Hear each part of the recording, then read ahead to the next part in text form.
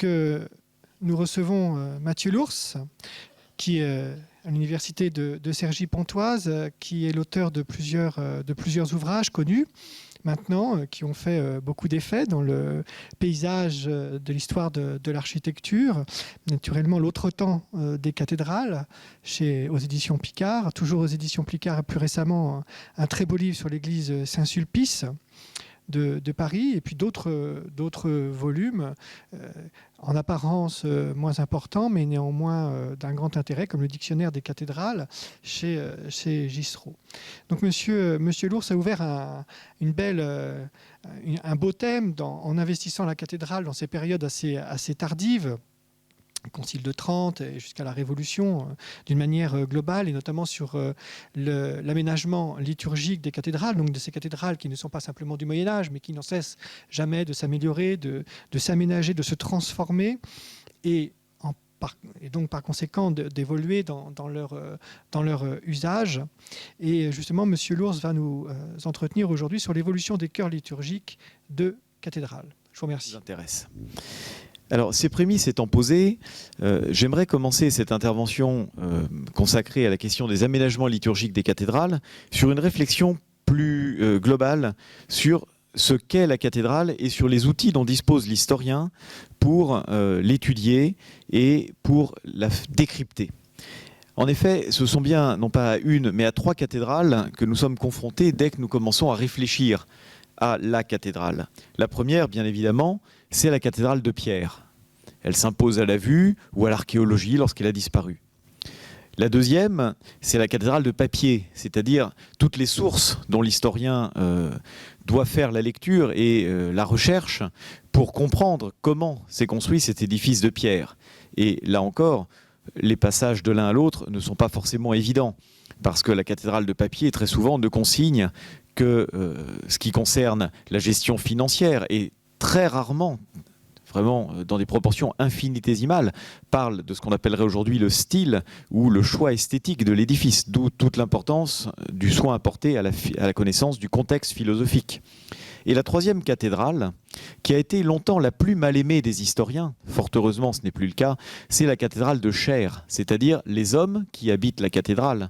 Lorsque, au XVIIe siècle, on dit « la cathédrale vint en procession dans telle abbaye ». Qu'est-ce que c'est que la cathédrale ? Eh bien, c'est le clergé de la cathédrale.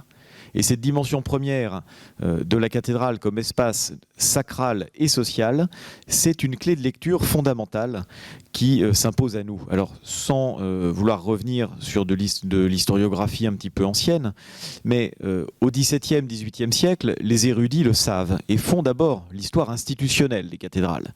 Le chapitre, l'évêque, le beau-chœur, le bas-chœur. Bon. Au XIXe siècle, le rationalisme qui s'applique à l'étude des monuments historiques est lié à une pensée plutôt laïque, plutôt positiviste, et on va faire passer au second plan cette question de la cathédrale comme étant habitée par son clergé. Et il faut attendre les années 1930, 1950, 1960 pour que de grandes figures de l'histoire de l'architecture comme Jean Hubert ou Alain Erland Brandenburg ramènent cette question au premier plan de la scène. Alors, si on envisage la cathédrale comme l'emboîtement de ces 3 logiques, et si on s'attache à l'aspect de l'usage des cathédrales, eh bien, on peut en tenter une histoire fonctionnelle, et non pas seulement une histoire esthétique ou une histoire chronologique. Cette histoire fonctionnelle est passionnante parce qu'elle nous permet d'envisager la cathédrale dans le champ du temps long. Autant la question stylistique nous invite à montrer les ruptures, les reconstructions, l'entretien, les choix. Autant la cathédrale institutionnelle, eh bien là, on a 17 siècles de continuité. Depuis 17 siècles, il y a un évêque. Depuis 17 siècles, il y a des chanoines. Enfin, plus partout maintenant et plus tout le temps, mais théoriquement, il y en a encore. Et puis, on espère qu'il y a encore des fidèles depuis 17 siècles. Donc, ces 3 éléments sociaux qui sont aussi spirituels, qui interviennent dans les cathédrales, permettent de comprendre l'espace de la cathédrale suivant des logiques croisées qui nous permettent d'avoir à la fois un processus d'apparentement, il y a une logique communes conjointes de cathédrale à cathédrale, et également les spécificités, puisque chaque cathédrale, ne l'oubliez pas, est à la tête d'une église avec un grand E, c'est-à-dire une église diocésaine. Dans l'histoire du catholicisme, chaque église dispose de ses rites propres, de sa filiation apostolique par le biais des premiers évêques, et toute cette dimension mémorielle de l'édifice a été exaltée dans plusieurs temporalités. Alors, je vous proposerai très rapidement d'envisager 2 temps de l'histoire de l'Église. Le premier, c'est évidemment celui de la cathédrale médiévale. Cette époque où l'édifice sacré, malgré son volume unifié, est divisé en de nombreux espaces. Le chœur, la nef, le sanctuaire. Ensuite, l'époque post-tridentine, où au contraire, on va vouloir unifier visuellement cet espace. Et le lien entre les deux, c'est bien évidemment la matrice commune qui est celle des basiliques de la fin de l'Antiquité. Puisque au Moyen-Âge, comme à l'époque moderne, on ne peut pas proposer d'innovation autrement qu'en la justifiant par un retour à un primitif état, un état premier qui, par sa proximité avec les temps de l'incarnation et les temps apostoliques, était forcément supérieur à l'état altéré par le cours de l'histoire. On possède fort peu de cathédrales aujourd'hui en élévation qui nous permettent de juger ce qu'était une cathédrale de l'Antiquité tardive, entendue comme étant les cathédrales occidentales jusqu'au VIe siècle. On possède fort heureusement la cathédrale de Parenzo, en Istrie, actuellement appelée Poreč par les Croates. Donc on est dans un édifice de matrice italienne qui répond au modèle des grandes églises de Ravenne et Aquilée, qui ont été soit reconstruites, soit qui subsistent, mais pas la cathédrale. La cathédrale de Ravenne a malheureusement été reconstruite au XVIIIe siècle. On a un certain nombre de basiliques, mais pas la cathédrale. À Parenzo, vous voyez ce qu'était l'idée de la matrice basilicale. Alors, bizarrement, le plan est allant... ici, vous avez l'Est, bien évidemment. Ici, vous avez l'Ouest. Alors, la matrice basilicale, c'est une abside dans laquelle se trouve le banc presbytéral avec la cathèdre. Ensuite, en avant, l'autel avec son ciborium, que vous voyez ici dans un état ultérieur, mais il y en avait probablement un dès le VIe siècle. Et en avant, vous aviez un chœur dans lequel étaient placés les chantres, les clercs au service de la cathédrale, qui était séparé de la nef par un chancel relativement bas, sur lequel on trouvait parfois des structures en bois qui pouvaient être un petit peu plus occultantes, mais l'idée, c'était vraiment la communion visuelle et l'orientation conjointe des fidèles et du clergé. Les fidèles étaient donc placés dans la nef, avec les autorités laïques au premier plan. Un narthex assurait un espace transitionnel dans le prolongement d'un atrium, et à l'ouest, vous aviez le baptistère et la tour, que vous voyez ici en élévation. Donc tour, baptistère, atrium, basilique. C'est le modèle qu'avaient la plupart des cathédrales de la fin de l'Antiquité, en sachant que les groupes cathédraux se composaient à l'époque généralement de 2 ou plusieurs basiliques du même type et d'un baptistère. Mais ce qui nous intéresse ici, ce n'est pas tant la réalité de ces édifices que la mémoire qu'on en avait au Moyen-Âge et au XVIIIe siècle. Au Moyen-Âge comme au XVIIIe siècle, dans la construction de l'espace liturgique, il était question, bien évidemment, de renouveler ou de revenir à cette première matrice basilicale. Puisque le grand chantier, la grande mise en chantier de la cathédrale, après la réforme grégorienne au XIIe et XIIIe siècle, que ce soit en roman ou en gothique, la question c'était bien sûr comment faire disparaître des édifices aussi importants que ces basiliques, qui remontaient souvent à la plus haute antiquité. Par quoi pouvait-on les remplacer ? On devait les remplacer par des édifices qui en fassent la mémoire et qui en même temps s'adaptent aux nouveautés qui étaient apparues à l'époque carolingienne pour l'essentiel. À l'époque carolingienne, l'institution du chapitre cathédral imposait la disposition d'un espace propre à un corps de clercs qui, 7 fois par jour, allait réciter la liturgie des heures dans la cathédrale. Et donc l'inscription de l'espace sacral des chanoines, c'est-à-dire la prière quotidienne, se trouvait confrontée à la dimension sociale de leur inscription. À partir du moment où la féodalité apparaît, tout comme l'évêque, les chanoines sont des seigneurs, ils ont juridiction sur le chœur. Évidemment, tout cela va poser des questions au moment de la reconstruction des cathédrales après la réforme grégorienne, après la fin du XIe siècle, pendant la réforme grégorienne. L'idée, c'est désormais celle d'une cathédrale unique, mais dans laquelle vont devoir voisiner les différents éléments que je viens de vous évoquer. C'est-à-dire qu'on doit à nouveau construire une cathédrale unique pour l'évêque, les chanoines et les laïcs, les fidèles.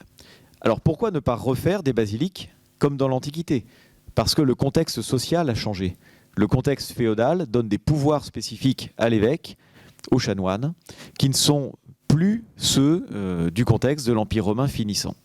Et donc, à l'époque des grandes reconstructions de cathédrales au XIIe et XIIIe siècle, les réponses ont été extrêmement variées à ce défi.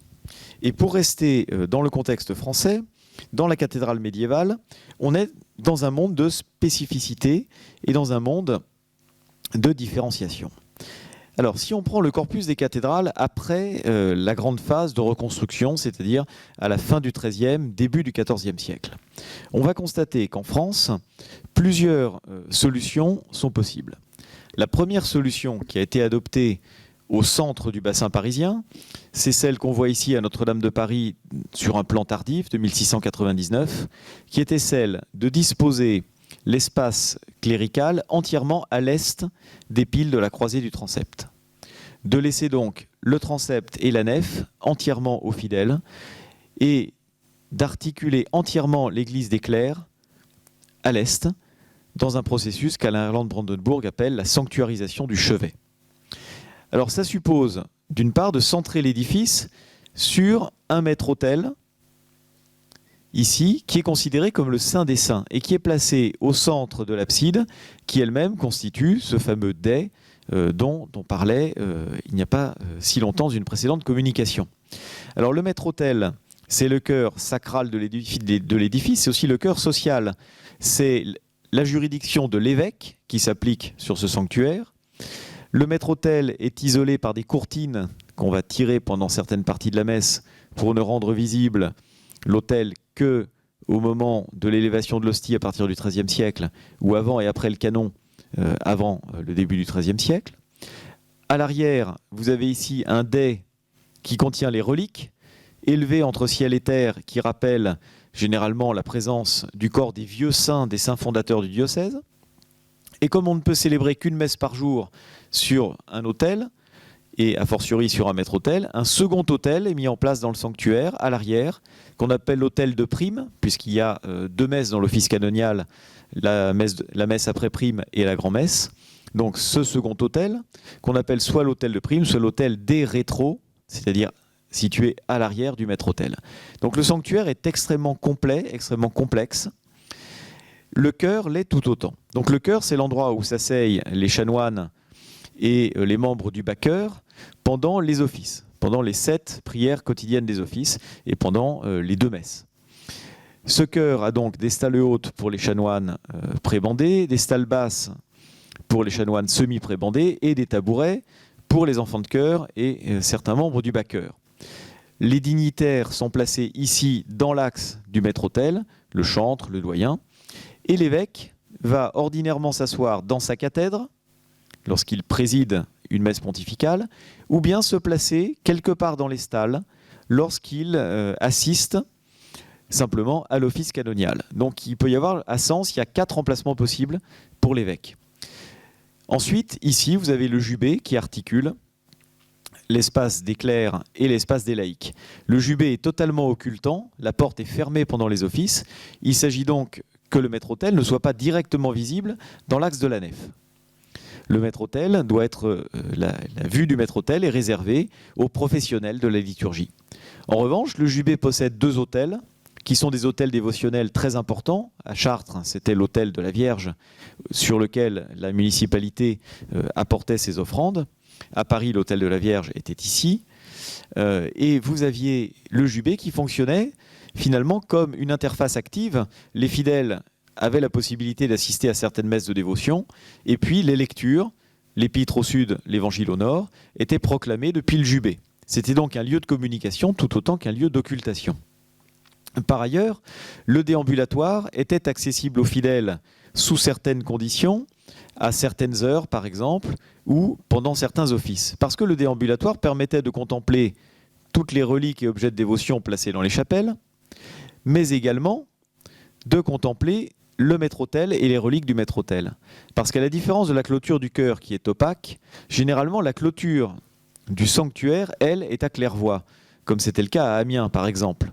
Et donc on admettait les pieuses personnes à assister à la messe depuis cette partie du déambulatoire où apparaissaient à travers les grilles ou les claire-voies en pierre le maître-autel et les reliques du sanctuaire. C'est-à-dire qu'on avait une sorte de visibilité du maître-autel, non pas depuis la nef, mais sélective depuis le déambulatoire. Parfois, on associait cela à la présence d'un tombeau monumental ou d'un reliquaire monumental. Ici, on le voit encore à Saint-Bertrand-de-Comminges aujourd'hui. Eh bien, ce modèle que vous aviez à Paris, que vous aviez également à Chartres, il n'est pas du tout univoque. Ce modèle parisien, en effet, concerne l'essentiel des cathédrales d'un grand bassin parisien, mais il y avait des spécificités qui étaient des marqueurs très importants dans certaines régions et dans certains lieux des cathédrales françaises. Tout d'abord, le fait d'avoir un jubé continu n'était pas systématique. À Sens, vous avez un sous-groupe du modèle parisien et le jubé était déjà en 2 corps. C'est-à-dire qu'on avait un corps de maçonnerie ici où était proclamé l'épître, au sud, et un corps de maçonnerie au nord où était proclamé l'évangile. Et entre les deux, une grille très transparente qui laissait voir l'autel. Ce modèle sénonais se retrouvait à Auxerre. Ensuite, vous allez avoir dans les cathédrales de l'Est de la France des dispositions très particulières qui vont laisser beaucoup moins de place aux fidèles. Alors, je ne sais pas comment c'est trié du coup. Je pense que ça doit l'être par ordre alphabétique. Oui, voilà. Donc regardons par exemple la cathédrale de Toul dans son aménagement, dans son état avant les travaux effectués au moment de la Révolution française. Vous voyez ici que tout le transept est inscrit dans l'espace clos par le jubé. Le jubé est ici. Vous avez ici des clôtures. Donc il n'y a pas de déambulatoire. Et donc les fidèles se voient attribuer uniquement la nef. Les croisillons forment des chapelles dévotionnelles. Le chœur des chanoines est à la croisée du transept. Le sanctuaire, lui, est placé dans l'abside avec ses 2 autels.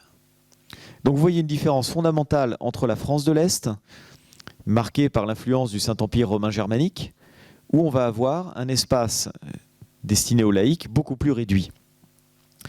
Et on va retrouver ça également à Noyon, on va retrouver ça à Laon, dans son premier état, avant la reconstruction d'un chœur très profond, justement, pour donner davantage de place aux fidèles, puisqu'à Laon, comme à Noyon, le chœur s'avançait très en avant dans la nef. C'est ce qu'on trouve également à Reims, sur le plan de Robert de Cotte, on le voit très bien. Le maître-autel de la cathédrale de Reims, alors à Reims c'est différent, hein, c'est le sanctuaire qui est à la croisée du transept, ici. Le chœur, lui, est situé dans les premières travées de la nef, avec un jubé situé ici. Et donc tout le chœur architectural de la cathédrale de Reims était distinct du chœur liturgique et servait uniquement d'arrière-chœur. Vous avez ici le second autel, sur lequel le cardinal de Lorraine au XVIe siècle fait bâtir son tombeau. Et ici, tout cet espace qui sert essentiellement de revestiaire lors des sacres. Pourquoi ces dispositions très particulières à Reims? Pour ne pas déplacer l'autel d'Inquemare, qui était considéré comme une relique, qui en lui-même une relique précieuse pour l'ensemble de la cathédrale. Donc vous avez ici une architecture, vous voyez, qui se plie à la réalité socio-spatiale de la cathédrale. On ne peut pas comprendre l'architecture de la cathédrale de Reims et ses espaces sans comprendre la disposition de l'autel, la disposition du clergé, et il en va de même pour la disposition des accès de la cathédrale. La question de la localisation des portes et de la permanence de la localisation des portes est fondamentale, même si on n'a pas le temps ici de s'y attacher. Par ailleurs, vous avez également des cathédrales très particulières dans la France de l'Est, qui sont des cathédrales à 2 chœurs. À l'époque carolingienne, l'usage romain s'impose dans tous les États gouvernés par Charlemagne. Et cet usage, c'est celui de célébrer désormais tourné vers l'Est. Évidemment, ça, il est impensable au Moyen-Âge de célébrer autrement qu'en étant tourné vers l'Est, mais sur un autel situé à l'Ouest, comme à Saint-Pierre de Rome, où le pape célèbre tourné vers l'Est, mais face aux fidèles, puisque l'abside de Saint-Pierre de Rome est à l'Ouest. Eh bien, dans certaines cathédrales du cœur de l'Empire carolingien, on va valoriser ce type d'usage. Sauf que généralement, ça va aboutir à la mise en place de 2 absides dans ces cathédrales, une à l'est, une à l'ouest. Dans le monde germanique, comme à Mayence, comme à Bamberg par exemple, jusqu'à l'époque romane, cela se maintient. Cela s'est maintenu également dans des terres du Saint-Empire romain germanique, annexées à la France plus tard, à partir du XVIe siècle. C'est le cas de la cathédrale de Besançon. La cathédrale de Besançon a constitué jusqu'à la Révolution française un cas unique en France, moins unique dans le Saint-Empire romain germanique, où vous avez le maître-autel situé dans l'abside ouest, où l'archevêque célébrait donc face aux fidèles, et où le deuxième autel est donc situé devant. Ce n'était pas un autel des rétros, c'était un autel des ante en quelque sorte, mais on avait quand même inséré un chœur de chanoine tout à fait traditionnel ici, et un jubé dans la cathédrale de Besançon, avec à l'est, ici, une seconde abside, qui au XVIIIe siècle deviendra la chapelle du Saint-Suaire de Besançon. Alors ces capillarités de modèles étrangers en France, on les trouve aussi dans la perméabilité au modèle espagnol. Le modèle espagnol, on le trouvait à la cathédrale de Perpignan, à la cathédrale de Bayonne, c'est-à-dire le chœur était situé dans la nef, les fidèles se plaçaient dans le transept, et ensuite vous aviez le maître-autel dans ce que les Espagnols appellent la chapelle majeure. Et puis vous avez un lieu en France, 2 lieux en France, où la matrice basilicale s'était maintenue avec une pertinence tout à fait remarquable. Ce sont les cathédrales de Lyon et de Vienne. La cathédrale de Lyon, si je vous montre son abside au début du XVIIIe siècle, vous remarquerez à quel point elle peut ressembler à l'abside de la basilique de Parenzo.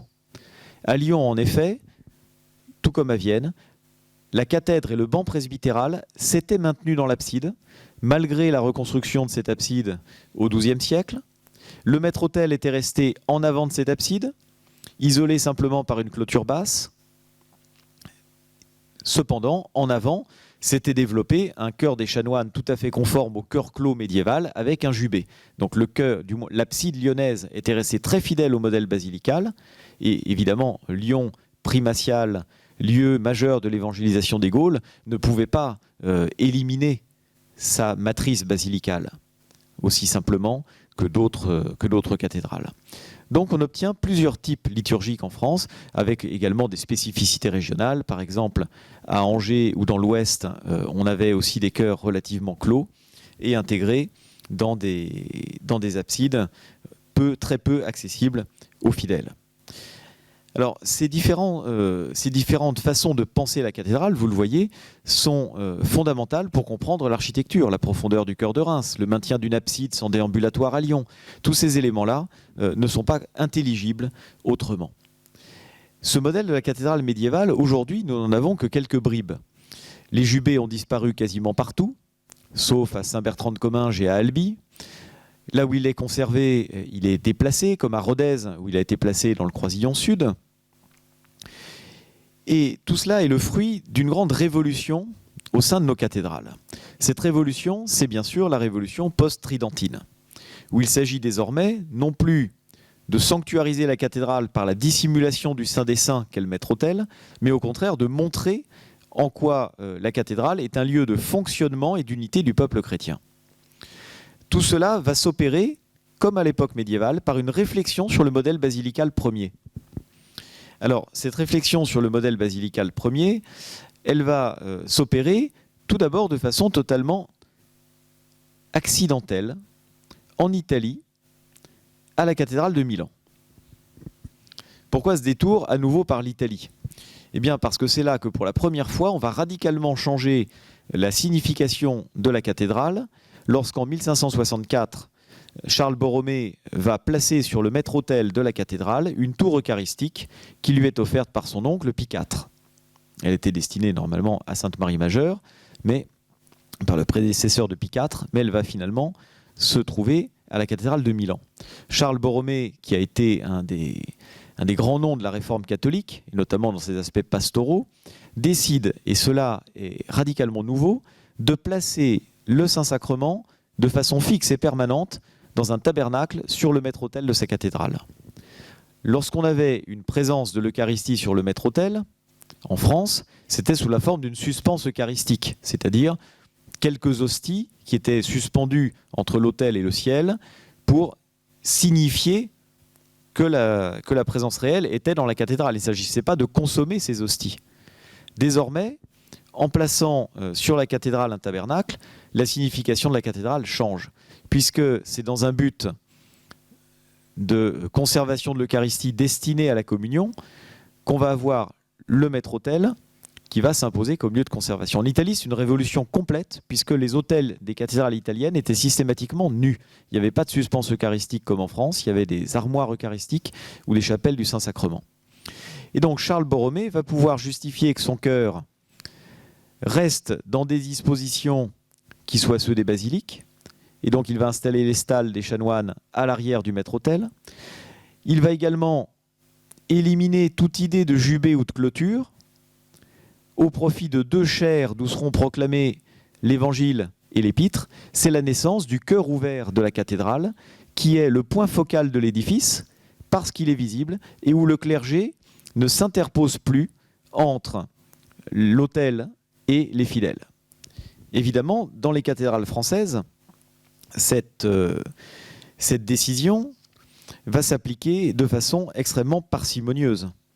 Le clergé français, en effet, est très réticent à cette ouverture parce qu'il est cramponné sur ses privilèges sociaux et spatiaux, et également, il est conscient que le chapitre, en tant que professionnel de la liturgie, doit maîtriser cet espace et ne doit pas le donner aux fidèles, puisqu'il y a également risque de désacralisation. Beaucoup de chanoines des XVIIe ou XVIIIe siècles, à commencer par Jean-Baptiste Thiers, est convaincu que la visibilité du maître-autel est plus nuisible que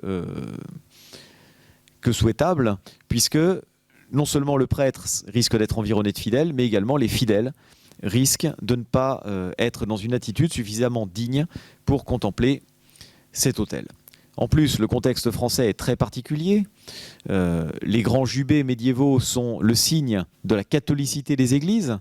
Si on sait que 57 cathédrales ont été pillées au moment des guerres de religion ou détruites, et que l'un des premiers éléments à être détruit, c'était le maître-autel et le jubé, on comprend que la France, au XVIIe siècle, reconstruise des jubés de cathédrales, là où en Italie, au contraire, un Charles Borromée travaillait à l'ouverture des cathédrales.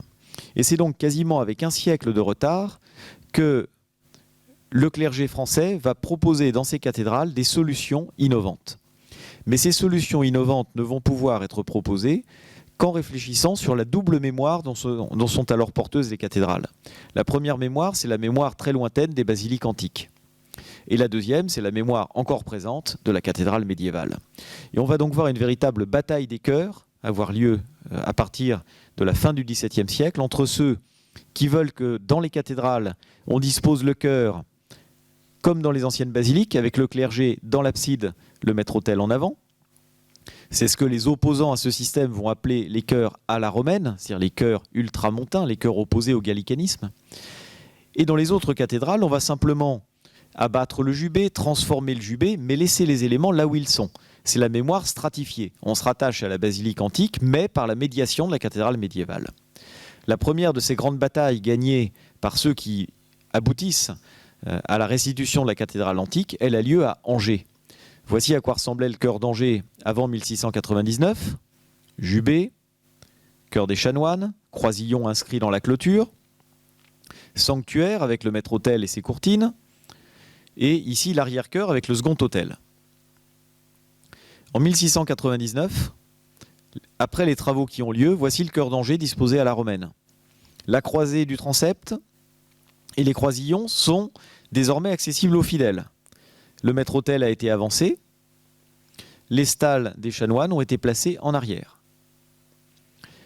On a quand même placé un jubé transversalement ici pour la lecture de l'évangile et de l'épître, mais la révolution qui s'opère dans la cathédrale est quand même absolument remarquable. C'est-à-dire qu'on revient aux dispositions des premières basiliques. Dans beaucoup de cathédrales, toutefois, on n'est pas allé si loin. Et à Paris notamment, que je vous avais montré dans son état médiéval, on a repoussé toutes les solutions d'ouverture à la romaine. Ces solutions d'ouverture à la romaine, elles sont connues par les projets de Robert de Cotte, dont je vous montre simplement le dernier, le plus spectaculaire, qui était celui de placer un maître-autel à baldaquin à la croisée du transept, de placer l'autel de la Vierge dans une confession et de placer tout le clergé dans le chœur à la romaine. C'était la solution qui avait les faveurs de Louis XIV.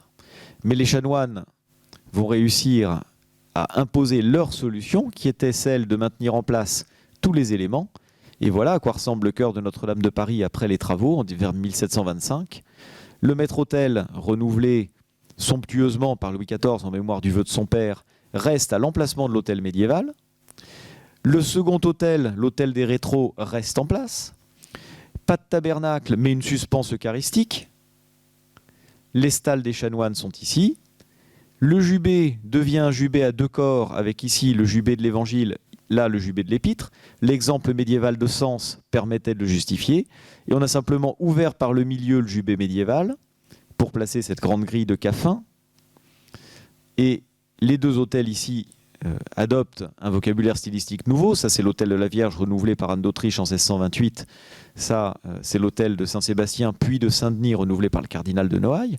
Mais vous voyez qu'on renouvelle stylistiquement sans rien changer à la disposition des lieux.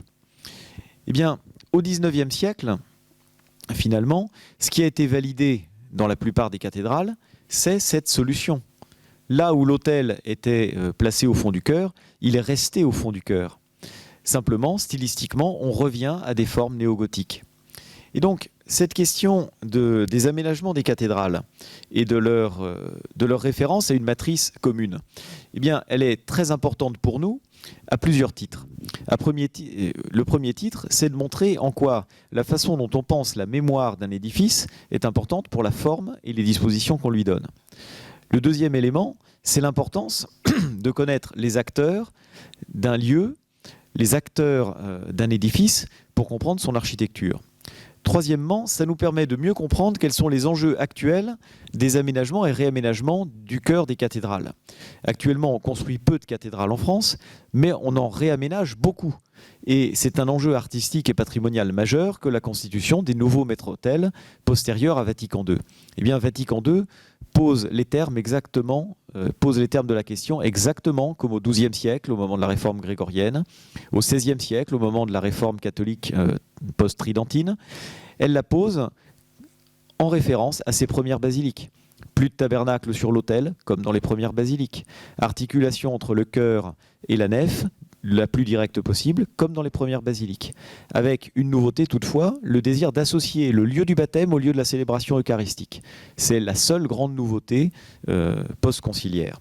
Et donc nos cathédrales sont la mémoire de ces 17 siècles d'utilisation fonctionnelle. Elles le sont encore aujourd'hui, du point de vue artistique et du point de vue liturgique. Et je tenterai demain, très modestement, de vous montrer en quoi ces enjeux dans les cathédrales contemporaines sont toujours vivants. Mais j'espère avoir pu vous éclairer très brièvement sur ce parcours qui tient finalement le lien entre le 4e et le 5e siècle et notre époque contemporaine. Je vous remercie. Merci infiniment. Donc on peut achever, si vous le désirez, par des questions. Des questions aux personnes qui sont intervenues ce matin. Y a-t-il des questions? Oui, on va commencer. Une petite question ici. Vous n'avez pas parlé du problème acoustique et de l'introduction de l'orgue dans les cathédrales, parce qu'elles ont des positions assez différentes et elles ont joué et ça a joué, à mon avis, un grand rôle. Oui, alors effectivement, il a fallu faire des choix en une demi-heure et le choix ne s'est pas porté sur l'orgue. Alors effectivement, c'est une question absolument fondamentale qui a été traitée d'ailleurs dans le cadre d'un colloque il y a quelques années à Poitiers sous la direction de Thierry Favier et Sophie H. Donc je vous renverrai la publication des actes de ce colloque. Et il y a effectivement des chercheurs comme Xavier Bizarro qui s'occupent vraiment sur ces questions de la dimension cantorale. Alors l'introduction de l'orgue, bon, elle remonte généralement au moins au XIIIe siècle, mais elle est prise en compte à plusieurs échelles. C'est-à-dire que, essentiellement, au XVIIe siècle, ce qu'on vise, c'est à ce que l'orgue soit audible à l'intérieur du chœur. C'est-à-dire c'est à l'échelle du chœur, et c'est ce qu'on voyait à Angers. Vous voyez que l'orgue a été placé au fond du chœur. L'orgue est là pour dialoguer dans le cadre du plein chant alterné avec les chantres. Et puis, et c'est pour ça qu'à Reims, d'ailleurs, il a été placé dans le croisillon à ce moment-là.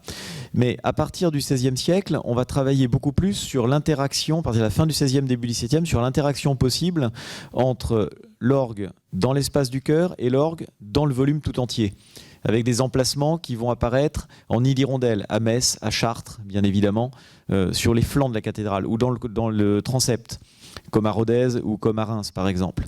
Et puis, tout cela s'achève à partir du milieu du XVIIe siècle, où systématiquement les orgues sont construits au revers de la façade occidentale.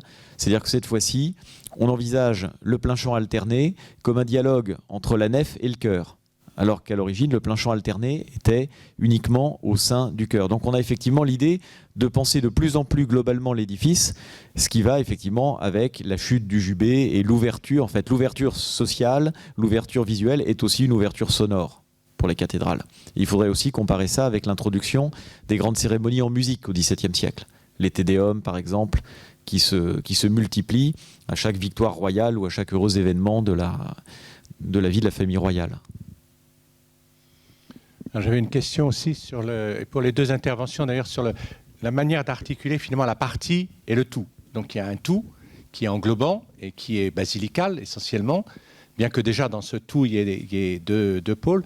Mais c'est très intéressant de voir comment chaque partie assume finalement à sa manière la totalité. Et donc il y a un rapport métonymique du tout et de la partie qui donne lieu à des expressions, des formules qui est vraiment intéressante.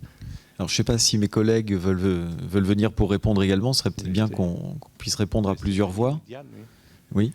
Et alors aussi, ça serait bien, oui. Comment moi j'ai bien aimé ça, justement la manière dont la toiture assume la totalité du bâtiment, au point que le mot tectum puisse désigner le tout, justement.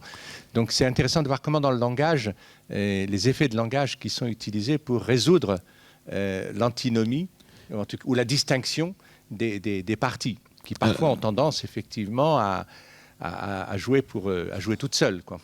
Alors, dans la cathédrale médiévale, je pense que tout ça tient en une citation biblique. Il y a de nombreuses demeures dans la maison de mon père. Voilà. Il y a unité du volume qu'on perçoit au niveau de la voûte et des parties hautes, séparation des espaces socio-spatiaux par le jubé et les clôtures. Au XVIIIe siècle, ça devient plus complexe. Là, la matrice devient la référence au temple de Jérusalem, où on a le tabernacle qui est le Saint des Saints. Donc c'est un emboîtement un peu le parvis des gentils, le parvis des croyants, le Saint des Saints, le temple, voilà. Donc on a une approche différente suivant les périodes. Mais attention, la matrice du temple de Jérusalem existe aussi au Moyen-Âge, et l'idée de séparation des espaces existe aussi au XVIIe, XVIIIe. Bon, moi ce serait ma réponse vraiment par la théologie, par la matrice théologique. Par la matrice théologique, oui. Donc la fameuse formule des deux natures unies et distinctes en même temps, avec des formulations variables qui de temps en temps mettent l'accent sur la nef ou de temps en temps l'accent sur le chœur. Alors j'avais une autre question concernant la liturgie, parce que finalement, c'est vrai que quand il y a le jubé et la fermeture des portes, il y a une liturgie qui se déroule pour les chanoines, mais est-ce qu'il n'y a pas quand même une liturgie qui se joue devant le jubé, avec les autels de dévotion dont vous avez parlé, la communion, les paroles aussi, les sermons? Pour ce qui est des paroles, effectivement, depuis le jubé, il y a l'épître et l'évangile qui sont lus, il y a certaines leçons et certaines réponses qui sont chantées depuis le jubé, mais on prêche très rarement depuis le jubé. C'est-à-dire l'évêque, il prêche lors de grandes solennités, souvent à Pâques.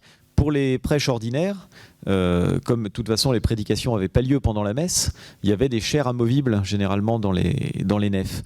Et pour ce qui est des autels du jubé, ce sont des messes spécifiques. Elles n'ont pas lieu concomitamment avec la grand-messe. Elles sont des messes de fondation généralement, ou des messes de dévotion. On n'a pas l'idée, alors d'ailleurs parce que pendant la grand-messe est finalement la seule messe pendant laquelle il n'y a pas le droit de célébrer d'autres messes dans la cathédrale. On n'a pas le droit, à ce moment-là, toutes les autres messes s'arrêtent, parce que je vous rappelle qu'on n'a pas le droit de concélébrer à l'époque, et qu'il y a parfois, à Notre-Dame, il y a 250 prêtres au service de la cathédrale. C'est une usine à messes. On célèbre au minimum 5 messes en même temps sur les autels des chapelles. Donc, pendant la grand-messe, toutes ces célébrations s'arrêtent. Et pour le reste, le jubé, c'est le lieu aussi des célébrations, les rites de procession. C'est-à-dire que l'entrée au jubé, la sortie du jubé, la sortie de la procession d'aspersion sont des moments fondamentaux. Et puis il y avait communion également par le son. Jusqu'à une date tardive, au XVIIIe siècle, on voit encore « je vais ouïr la messe » et pas « je vais assister à la messe ». Donc on entendait la messe et l'oraison dominicale, le Sed Liberanos a Malo, était chanté à tue-tête par les fidèles au moment où, à la fin du pater, qui avait lieu dans le chœur. On sait également que de nombreux fidèles étaient parfois chantres dans les paroisses. Et puis pour la communion, en revanche, rien, on ne communie pas à la cathédrale. On communie très rarement et pas à la cathédrale. Il n'y a que le clergé qui communie, à tel point que souvent, dans certains diocèses, on donne la bénédiction après l'Agnus Dei. Et ensuite, le rite de communion se passe dans le chœur pour les membres du clergé qui sont dûment confessés. Il n'y a que la communion pascale où par indulte, on peut faire sa communion pascale par indulte dans la cathédrale, parfois aussi à Noël, sinon c'est la paroisse, le cadre ordinaire de la communion. Et cette communion pascale, généralement, se fait après la messe, soit dans le cloître, soit dans les bas-côtés. Il y a un lieu spécifique. Elle n'a pas lieu devant le jubé. L'idée de table de communion, c'est vraiment une idée post-tridentine. Voilà, la communion est très rare et on la fait généralement à une messe de dévotion, très tôt le matin pour ne pas être en état de péché, et dans une messe où on a un rapport intime avec le célébrant. La grand-messe, mais c'était le cas jusque dans les années 1960, on ne communiait pas à la grand-messe. Y a-t-il des questions? Oui.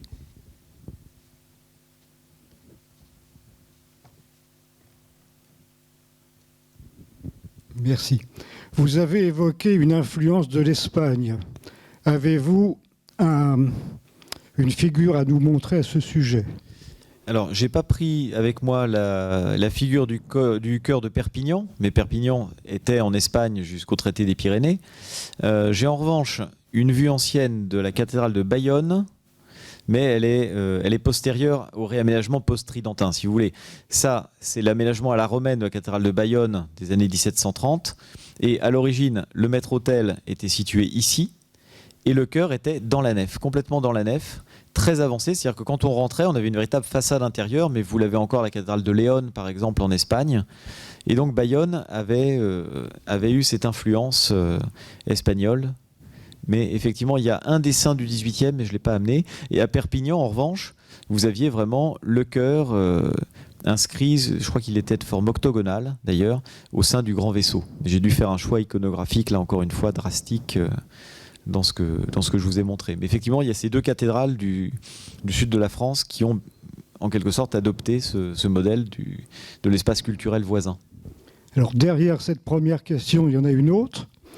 Les cathédrales d'Albi et de Rodez possèdent un jubé à l'origine. Celui d'Albi est conservé, celui de Rodez a été déplacé. Et il y a un autel des fidèles qui se trouve au bout de la nef à l'ouest. Je suppose que c'est un aménagement plus récent. Alors, qu'est-ce que vous pourriez nous en dire? Oui, bien sûr. Alors, c'est intéressant à double titre. Alors, à Rodez, c'est un autel qui a été installé après le Concile Vatican II, de façon à patrimonialiser totalement le chœur liturgique.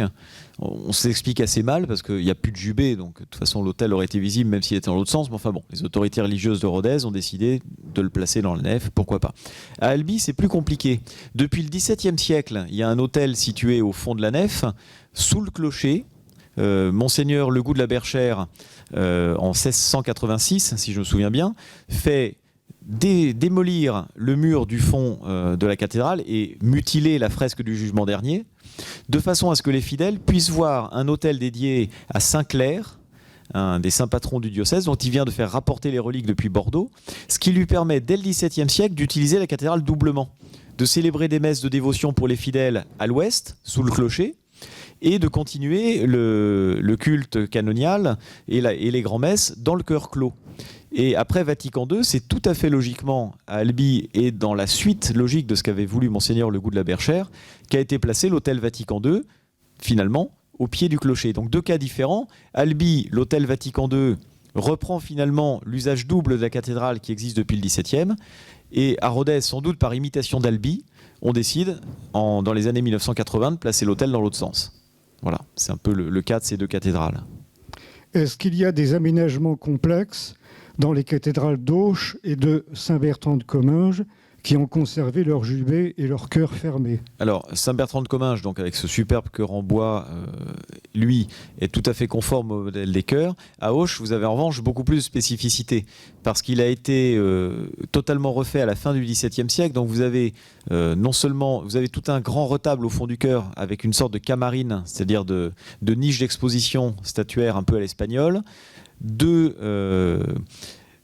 pupitres pour la lecture de l'épître et de l'évangile lors des messes basses.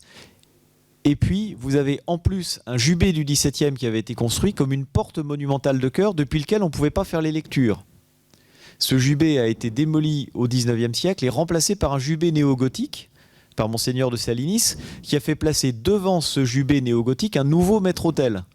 Donc vous avez à Auch un maître-autel du XIXe siècle devant un jubé néo-gothique et un maître-autel du XVIIe siècle au pied d'un retable classique. Donc c'est très complexe l'espace liturgique d'Auch. Et puis vous avez maintenant un troisième maître-autel post-Vatican II. Je crois que c'est la seule cathédrale à avoir 3 maîtres-autels. Merci beaucoup. Merci à vous. Oui, une question en regard avec les fidèles, la population des fidèles qui a varié au cours du temps. Est-ce que ça a eu une influence sur l'organisation intérieure des cathédrales ? Alors, oui, dès le départ, l'idée d'avoir un espace où les fidèles puissent assister à l'office conditionne la présence de la nef. Maintenant, les modalités de la présence des fidèles dans la nef est très variable. La fixation des fidèles dans la nef, ça intervient au XVIIe, XVIIIe siècle, surtout au XVIIIe siècle, lorsque les chapitres commencent à affermer la location des chaises dans les cathédrales. Et le fait d'avoir des chaises louées va fixer la présence des fidèles dans tel ou tel espace. Donc c'est à ce moment-là, et d'ailleurs c'est un indicateur remarquable, parce qu'en fonction du prix des chaises, on sait si c'est une cérémonie où il y avait beaucoup de monde ou peu de monde. Et généralement, le critère, c'est pas l'intensité de la fête liturgique au XVIIIe, c'est y a-t-il de la musique ou pas. C'est-à-dire que quand il y a un chœur d'instrument, c'est plein, quand il n'y a pas de chœur d'instrument, c'est vide. C'est assez étonnant de voir que dès cette époque-là, c'est un rapport finalement esthétique